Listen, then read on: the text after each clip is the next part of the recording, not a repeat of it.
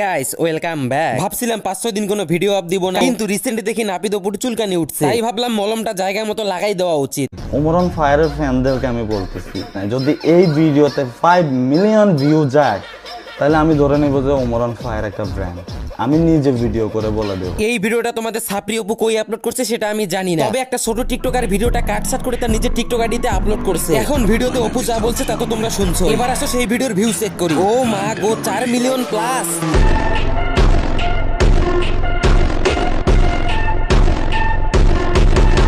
অপু তুই যদি এক বাপের চোদা হয়ে থাকো, আই মিন তোর বাপ যদি একজন হয়, তাহলে লাইভে এসে বলবি ওমর আসলেই ব্র্যান্ড। আর তোর বাপ যদি ওমর হয়ে থাকে, আই মিন তোর দ্বিতীয় আব্বা যদি ওমর হয়, তাহলে লাইভে আসার দরকার নাই। হয় লাইভে এসে ওমরকে ব্র্যান্ড বলবি, না হলে ওমর তোর একমাত্র বাপ। এখন ওমরকে ব্র্যান্ড বলার আগে এটা প্রমাণ কর তোর আসল বাপ কে। আমি অবাক যে হ্যাঁ, একটা অন্য ধর্মের মেয়ে হয়ে আমাদের ধর্মকে এত সম্মান দিচ্ছে, এত ভালোবাসতেছে। জাউরা, তোর কথা শুনে আমিও অবাক। তুই মুসলমান হয়ে হিন্দু মেয়ের সাথে রিলেশনশিপে আসো, তার উপরে হেডা ভাঙ্গা কথা। ও আবায়া পিনতেছে, অন্য ধর্মের একটা মেয়ে, অন্য ধর্মের একটা মানুষ, সেটা সে আমাদের ধর্মকে অনেক সম্মান দিচ্ছে। জি অপু ভাই জি, আপনার অস্ট্রেলিয়ান গাই যে ধার্মিক মেয়ে তার প্রমাণ আমি দিতেছি। আর যাব না বেগুন তুলিতে, হাতে নাতে পড়লাম ধরা, হাতে নাতে পড়লাম ধরা। মনে হয় জুম করে দেখা লাগবে।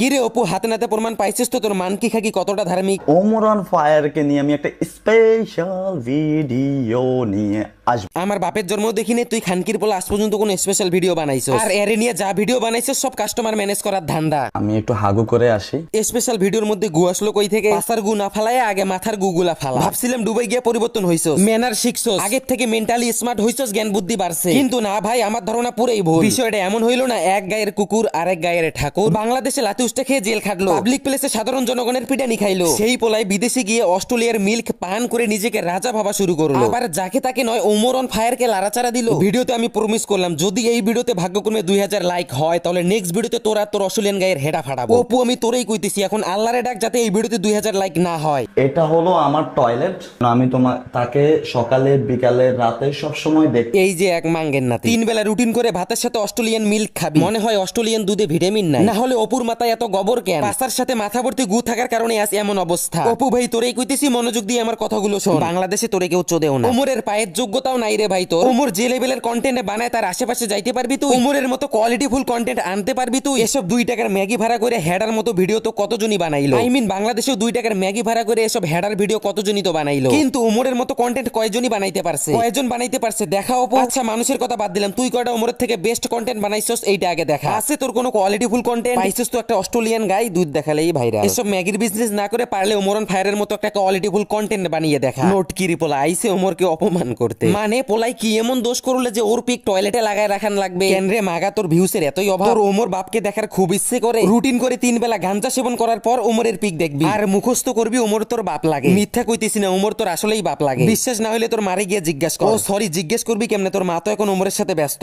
ওমরন ফায়ার আমাদের আব্বা। কি আরেকবার বল, রিপিট প্লিজ। ওমরন ফায়ার আমাদের আব্বা। এই তো এতক্ষণে লাইনে আইছো। এটা তো আমি একটু আগেই বলছি ওমর তোর আসলেই বাপ লাগে। এতদিন পিতৃ পরিচয়হীন থাকা ছেলেটাও আজ তার বাবাকে খুঁজে পেল। এদিকে আমি আমার সাদিয়াকে আজ পর্যন্ত খুঁজে পেলাম না।